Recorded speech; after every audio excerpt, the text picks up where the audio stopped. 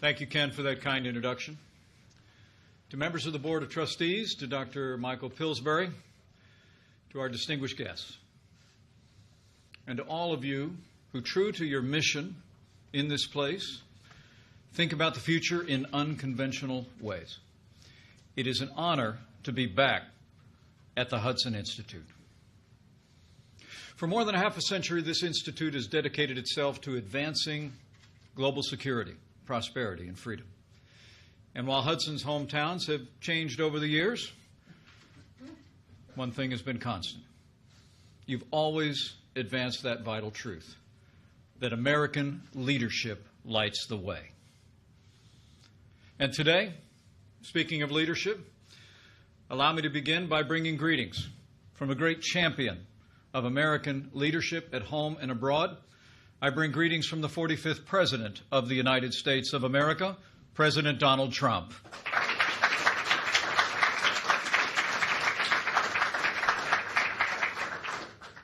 From early in this administration, President Trump has made our relationship with China and President Xi a priority.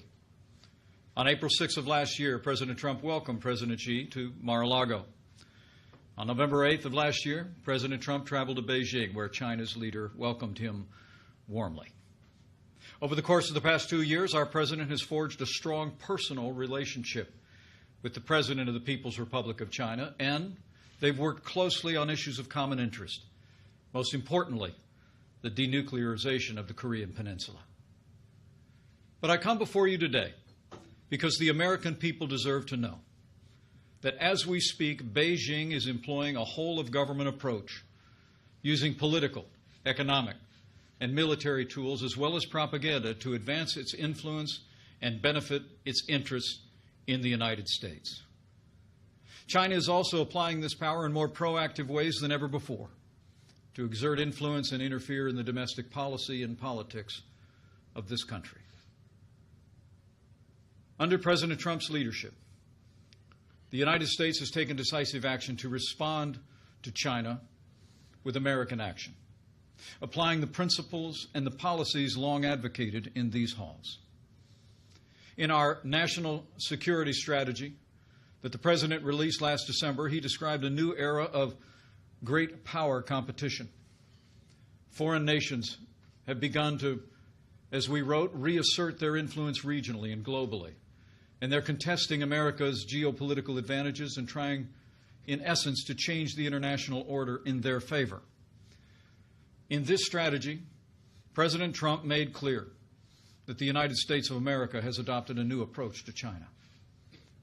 We seek a relationship grounded in fairness, reciprocity, and respect for sovereignty. And we have taken strong and swift action to achieve that goal. As the President said last year on his visit to China, in his words, we have an opportunity to strengthen the relationship between our two countries and improve the lives of our citizens. Our vision of the future is built on the best parts of our past, when America and China reached out to one another in a spirit of openness and friendship. When our young nation went searching in the wake of the Revolutionary War for new markets for our exports, the Chinese people welcomed American traders laden with ginseng and fur. When China suffered through indignities and exploitations during her so-called century of humiliation, America refused to join in and advocated the open door policy so that we could have freer trade with China and preserve their sovereignty. When American missionaries brought the good news to China's shores, they were moved by the rich culture of an ancient and vibrant people. And not only did they spread their faith, but those same missionaries founded some of China's first and finest universities. When the Second World War arose, we stood together as allies in the fight against imperialism. And in that war's aftermath, America ensured that China became a charter member of the United Nations and a great shaper of the post-war world. But soon after it took power in 1949, the Chinese Communist Party began to pursue authoritarian expansionism. It is remarkable to think that only 5 years after our nations had fought together, we fought each other in the mountains and valleys of the Korean Peninsula. My own father saw combat on that frontier of freedom. But not even the brutal Korean War could diminish our mutual desire to restore the ties that for so long had bound our peoples together. China's estrangement from the United States ended in 1972, and soon after we reestablished diplomatic relations and began to open our economies to one another, and American universities began training a new generation of Chinese engineers, business leaders, scholars, and officials. After the fall of the Soviet Union, we assumed that a free China was inevitable. Heady with optimism at the turn of the 21st century, America agreed to give Beijing open access to our economy, and we brought China into the World Trade Organization. Previous administrations made this choice in the hope that freedom in China would expand in all of its forms, not just economically, but politically, with a newfound respect for classical liberal principles, private property, personal liberty, religious freedom, the entire family of human rights. But that hope has gone unfulfilled. The dream of freedom remains distant for the Chinese people. And while Beijing still pays lip service to reform and opening, Deng Xiaoping's famous policy now rings hollow. Over the past 17 years, China's GDP has grown 9-fold. It's become the second largest economy in the world. Much of this success was driven by American investment in China. And the Chinese Communist Party has also used an arsenal of policies inconsistent with free and fair trade, including tariffs, quotas, currency manipulation, forced technology transfer, intellectual property theft, and industrial subsidies that are handed out like candy to foreign investment. These policies have built Beijing's manufacturing base at the expense of its competitors, especially the United States of America. China's actions have contributed to a trade deficit with the United States that last year ran to $375 billion, nearly half of our global trade deficit. As President Trump said just this week, in his words, we rebuilt China over the last 25 years. Now, through the Made in China 2025 plan, the Communist Party has set its sights on controlling 90% of the world's most advanced industries, including robotics, biotechnology, and artificial intelligence. To win the commanding heights of the 21st century economy, Beijing has directed its bureaucrats and businesses to obtain American intellectual property, the foundation of our economic leadership, by any means necessary. Beijing now requires many American businesses to hand over their trade secrets as the cost of doing business in China. It also coordinates and sponsors the acquisition of American firms to gain ownership of their creations. Worst of all, Chinese security agencies have masterminded the wholesale theft of American technology, including cutting-edge military blueprints. And using that stolen technology, the Chinese Communist Party is turning plowshares into swords on a massive scale. China now spends as much on its military as the rest of Asia combined. And Beijing has prioritized capabilities to erode America's military advantages on land, at sea, in the air, and in space. China wants nothing less than to push the United States of America from the Western Pacific and attempt to prevent us from coming to the aid of our allies. But they will fail. Beijing is also using its power like never before. Chinese ships routinely patrol around the Senkaku Islands, which are administered by Japan. And while China's leader stood in the Rose Garden at the White House in 2015 and said that his country had, and I quote, no intention to militarize the South China Sea. Today, Beijing has deployed advanced anti-ship and anti-air missiles atop an archipelago of military bases constructed on artificial islands. China's aggression was on display this week when a Chinese naval vessel came within 45 yards of the USS Decatur as it conducted freedom of navigation operations in the South China Sea, forcing our ship to quickly maneuver to avoid collision. Despite such reckless harassment, the United States Navy will continue to fly, sail, and operate wherever international law allows and our national interests demand. We will not be intimidated, and we will not stand down.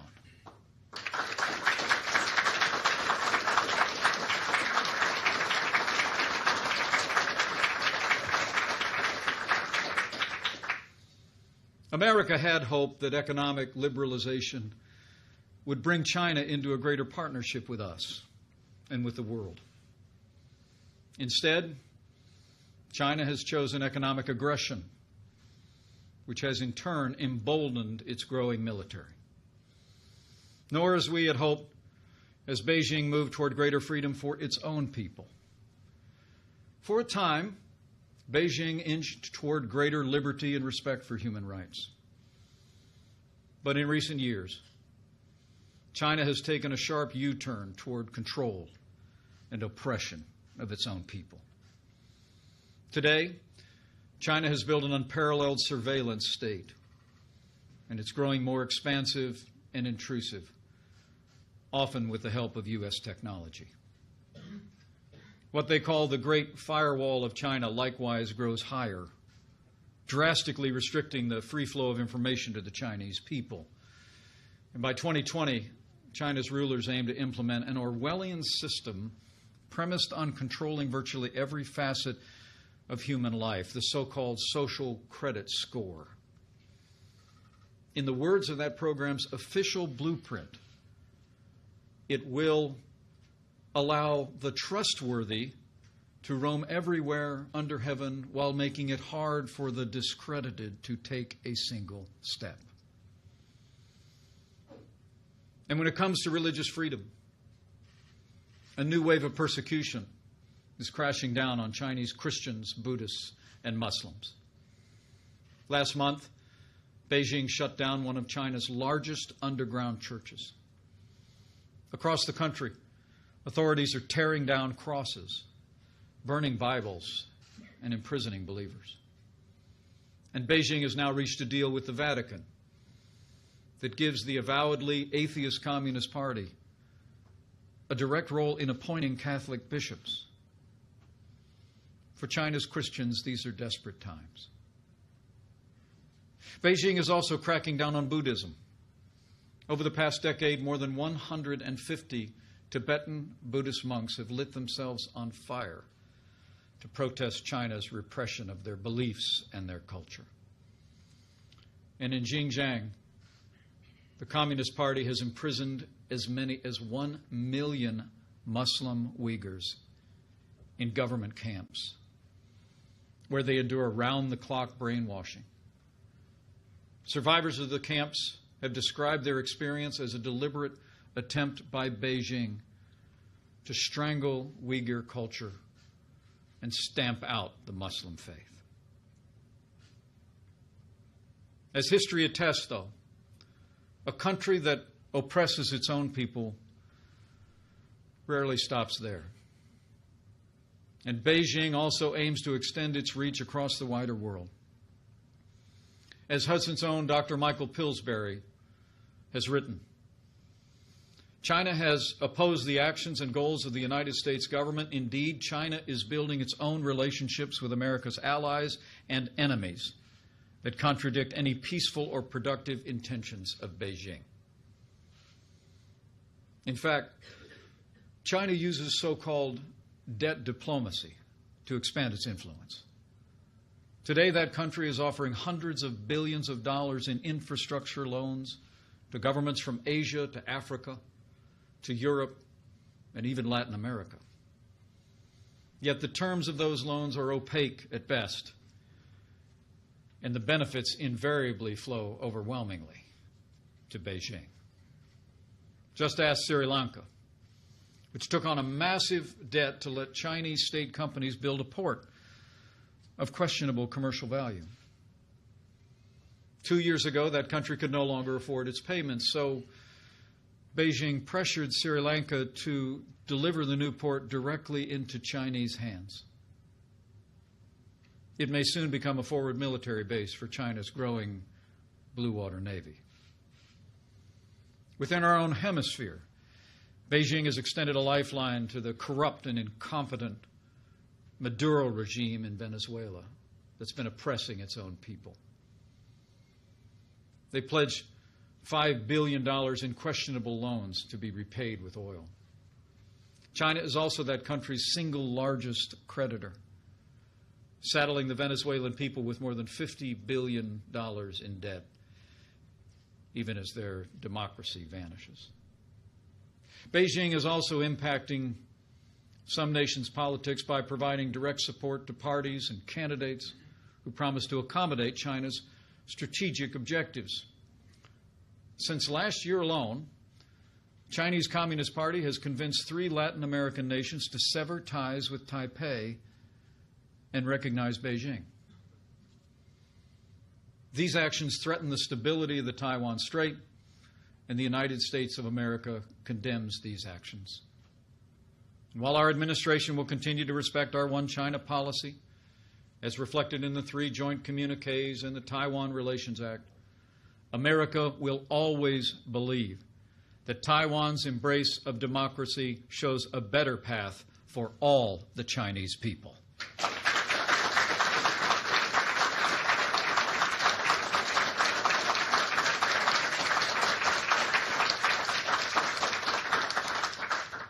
Now, these are only a few of the ways that China has sought to advance its strategic interests across the world with growing intensity and sophistication. Yet previous administrations all but ignored China's actions, and in many cases, they abetted them. But those days are over. Under President Trump's leadership, the United States of America has been defending our interests with renewed American strength. We've been making the strongest military in the history of the world stronger still. Earlier this year, President Trump signed into law the largest increase in our national defense since the days of Ronald Reagan. $716 billion to extend the strength of the American military to every domain. We're modernizing our nuclear arsenal. We're fielding and developing new cutting-edge fighters and bombers. We're building a new generation of aircraft carriers and warships. We're investing as never before in our armed forces. And this includes initiating the process to establish the United States Space Force to ensure our continued dominance in space, and we've taken action to authorize increased capability in the cyber world to build deterrence against our adversaries. At President Trump's direction, we're also implementing tariffs on $250 billion in Chinese goods, with the highest tariffs specifically targeting the advanced industries that Beijing is trying to capture and control. And as the President has also made clear, we will levy even more tariffs with the possibility of substantially more than doubling that number unless a fair and reciprocal trade deal is made.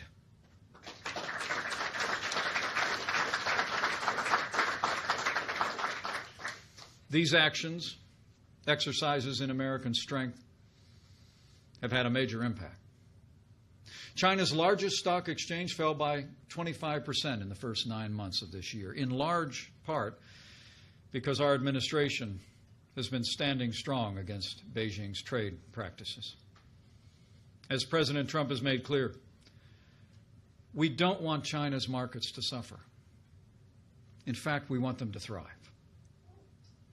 But the United States wants Beijing to pursue trade policies that are free, fair, and reciprocal, and we will continue to stand and demand that they do.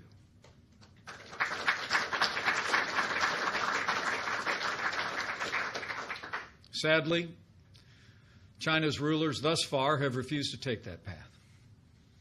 The American people deserve to know. In response to the strong stand that President Trump has taken, Beijing is pursuing a comprehensive and coordinated campaign to undermine support for the President, our agenda, and our nation's most cherished ideals. I want to tell you today what we know about China's actions here at home, some of which we've gleaned from intelligence assessments, some of which are publicly available, but all of which are fact. As I said before, as we speak, Beijing is employing a whole-of-government approach to advance its influence and benefit its interests. It's employing this power in more proactive and coercive ways to interfere in the domestic policies of this country and to interfere in the politics of the United States. The Chinese Communist Party is rewarding or coercing American businesses, movie studios, universities, think tanks, scholars, journalists, and local, state, and federal officials. And worst of all, China has initiated an unprecedented effort to influence American public opinion, the 2018 elections, and the environment leading into the 2020 presidential elections. To put it bluntly, President Trump's leadership is working, and China wants a different American president.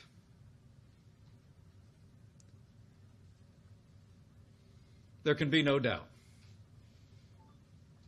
China is meddling in America's democracy. As President Trump said just last week, we have, in his words, found that China has been attempting to interfere in our upcoming midterm elections. Our intelligence community says that China is targeting U.S. state and local governments and officials to exploit any divisions between federal and local levels on policy.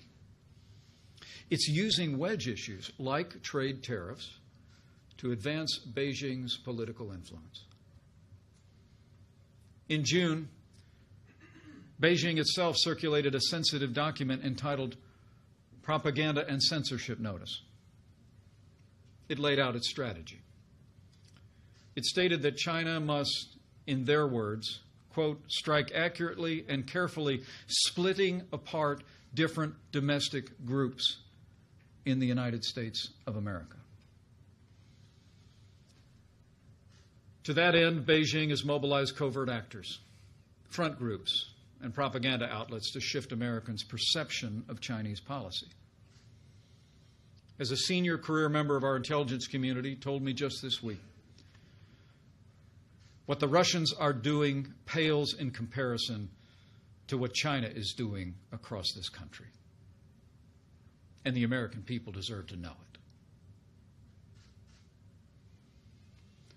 Senior Chinese officials have also tried to influence business leaders to encourage them to condemn our trade actions, leveraging their desire to maintain their operations in China. In one recent example, China threatened to deny a business license for a major U.S. corporation if they refused to speak out against our administration's policies. And when it comes to influencing the midterms, you need only look at Beijing's tariffs in response to ours. The tariffs imposed by China to date specifically targeted industries and states that would play an important role in the 2018 elections. By one estimate, more than 80% of U.S. counties targeted by China voted for President Trump and I in 2016. Now China wants to turn these voters against our administration. And China is also directly appealing to American voters. Last week, the Chinese government paid to have a multi-page supplement inserted into the Des Moines Register, the paper of record of the home state of our ambassador to China, and a pivotal state in 2018 and 2020. The supplement, designed to look like the news articles, cast our trade policies as reckless and harmful to Iowans. Fortunately, Americans aren't buying it.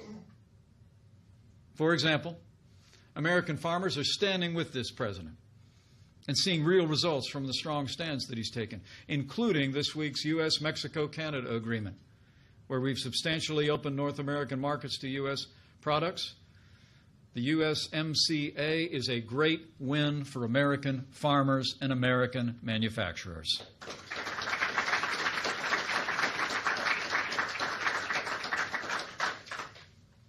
But China's actions aren't focused solely on influencing our policies and politics. Beijing is also taking steps to exploit its economic leverage and the allure of their large marketplace to advance its influence over American businesses. Beijing now requires American joint ventures that operate in China to establish what they call party organizations within their company, giving the Communist Party a voice and perhaps a veto in hiring and investment decisions. Chinese authorities have also threatened U.S. companies that depict Taiwan as a distinct geographic entity or that stray from Chinese policy on Tibet.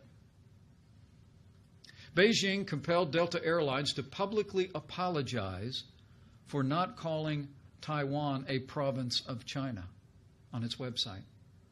And it pressured Marriott to fire a U.S. employee who merely liked a tweet about Tibet. And Beijing routinely demands that Hollywood portray China in a strictly positive light. It punishes studios and producers that don't. Beijing censors are quick to edit or outlaw movies that criticize China, even in minor ways. For the movie World War Z, they had to cut the script's mention of a virus because it originated in China. The movie Red Dawn was digitally edited to make the villains North Korean, not Chinese. But beyond business and entertainment, the Chinese Communist Party is also spending billions of dollars on propaganda outlets in the United States and, frankly, around the world. China Radio International now broadcasts Beijing-friendly programs on over 30 U.S. outlets, many in major American cities. The China Global Television Network reaches more than 75 million Americans, and it gets its marching orders directly from its Communist Party masters. As China's top leader put it during a visit to the network's headquarters, and I quote, "The media run by the party and the government are propaganda fronts and must have the party as their surname." It's for those reasons and that reality that last month the Department of Justice ordered that network to register as a foreign agent. The Communist Party has also threatened and detained the Chinese family members of American journalists who pry too deep. And it's blocked the websites of U.S. media organizations and made it harder for our journalists to get visas. This happened after the New York Times published investigative reports about the wealth of some of China's leaders. But the media isn't the only place where the Chinese Communist Party seeks to foster a culture of censorship. The same is true across academia. I mean, look no further than the Chinese Students and Scholars Association, of which there are more than 150 branches across America's campuses. These groups help organize social events for some of the more than 430,000 Chinese nationals studying in the United States. They also alert Chinese consulates and embassies when Chinese students and American schools stray from the Communist Party line. At the University of Maryland, a Chinese student recently spoke at her graduation of what she called, and I quote, "the fresh air of free speech in America." The Communist Party's official newspaper swiftly chastised her. She became the victim of a firestorm of criticism on China's tightly controlled social media, and her family back home was harassed. As for the university itself, its exchange program with China, one of the nation's most extensive, suddenly turned from a flood to a trickle. China exerts academic pressure in other ways as well. Beijing provides generous funding to universities, think tanks, and scholars, with the understanding that they will avoid ideas that the Communist Party finds dangerous or offensive. China experts in particular know that their visas will be delayed or denied if their research contradicts Beijing's talking points. And even scholars and groups who avoid Chinese funding are targeted by that country, as the Hudson Institute found out firsthand. After you offered to host a speaker Beijing didn't like, your website suffered a major cyber attack originating from Shanghai. The Hudson Institute knows better than most that the Chinese Communist Party is trying to undermine academic freedom and the freedom of speech in America today. These and other actions taken as a whole constitute an intensifying effort to shift American public opinion and policy away from the American first leadership of President Donald Trump. But our message to China's rulers is this: this president will not back down.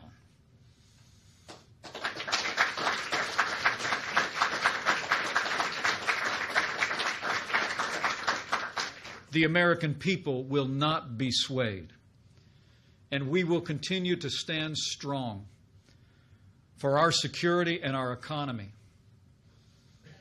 even as we hope for improved relations with Beijing. Our administration is going to continue to act decisively to protect America's interests, American jobs, and American security. As we rebuild our military, we will continue to assert American interests across the Indo-Pacific. As we respond to China's trade practices, we will continue to demand an economic relationship with China that is free, fair, and reciprocal. We will demand that Beijing break down its trade barriers, fulfill its obligations, fully open its economy, just as we have opened ours. We'll continue to take action against Beijing until the theft of American intellectual property ends once and for all. And we will continue to stand strong until Beijing stops the predatory practice of forced technology transfer. We will protect the private property interests of American enterprise.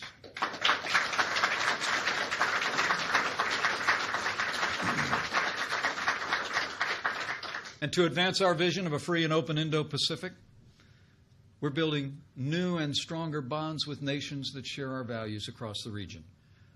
From India to Samoa, our relationships will flow from a spirit of respect, built on partnership, not domination.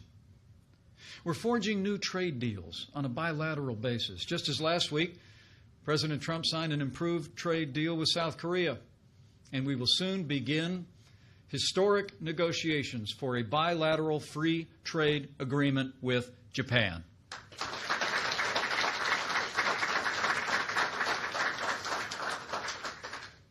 I'm also pleased to report that we're streamlining international development and finance programs. We'll be giving foreign nations a just and transparent alternative to China's debt trap diplomacy. In fact, this week, President Trump will sign the BUILD Act into law. Next month, it'll be my privilege to represent the United States in Singapore and Papua New Guinea at ASEAN and APEC.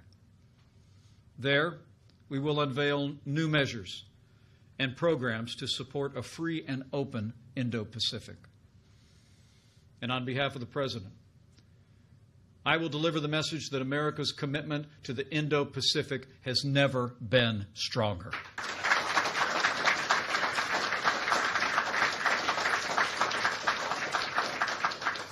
Closer to home, to protect our interests, we recently strengthened CFIUS, the Committee on Foreign Investment, heightening our scrutiny of Chinese investment in America to protect our national security from Beijing's predatory actions. When it comes to Beijing's malign influence and interference in American politics and policy, we will continue to expose it, no matter the form it takes. We will work with leaders at every level of society to defend our national interests and our most cherished ideals. The American people will play the decisive role. In fact, they already are.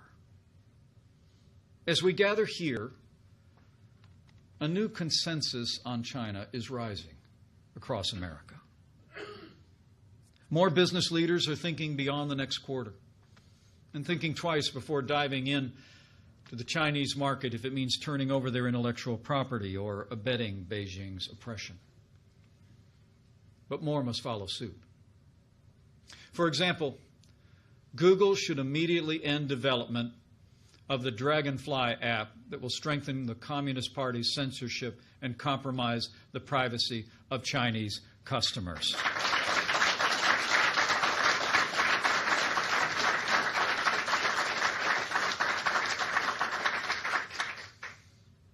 It's also great to see more journalists reporting the truth without fear or favor, digging deep to find where China is interfering in our society and why. And we hope that American and global news organizations will continue to join this effort on an increasing basis. More scholars are also speaking out forcefully and defending academic freedom, and more universities and think tanks are mustering the courage to turn away Beijing's easy money, recognizing that every dollar comes with a corresponding demand. And we're confident that their ranks will grow.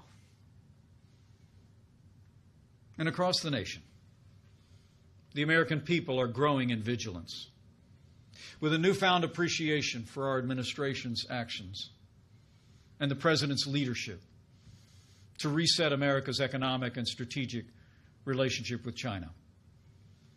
Americans stand strong behind a president that's putting America first. And under President Trump's leadership, I can assure you, America will stay the course. China should know that the American people and their elected officials in both parties are resolved.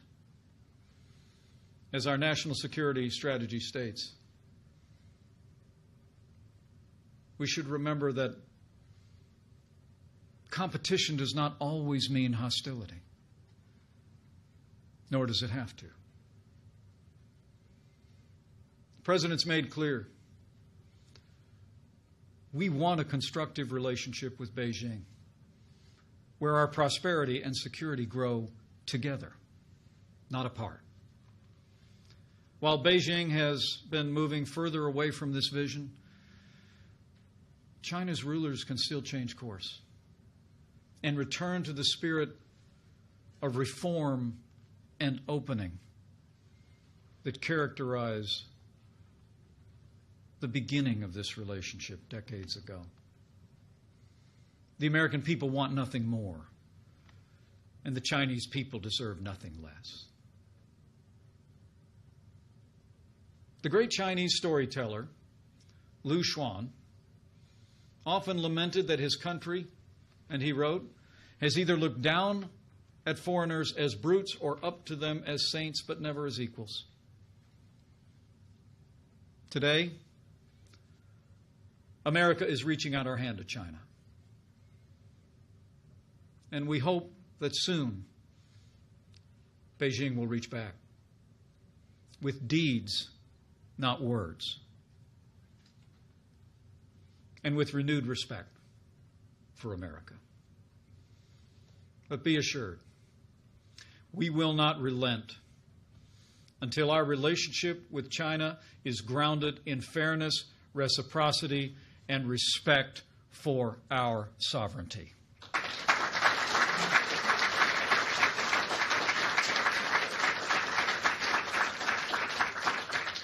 There's an ancient Chinese proverb that reads, "Men see only the present, but heaven sees the future." As we go forward, let us pursue a future of peace and prosperity with resolve and faith.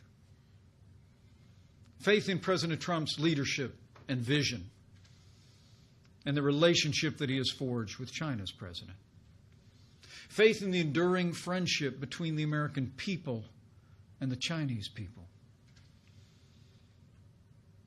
And faith that heaven sees the future.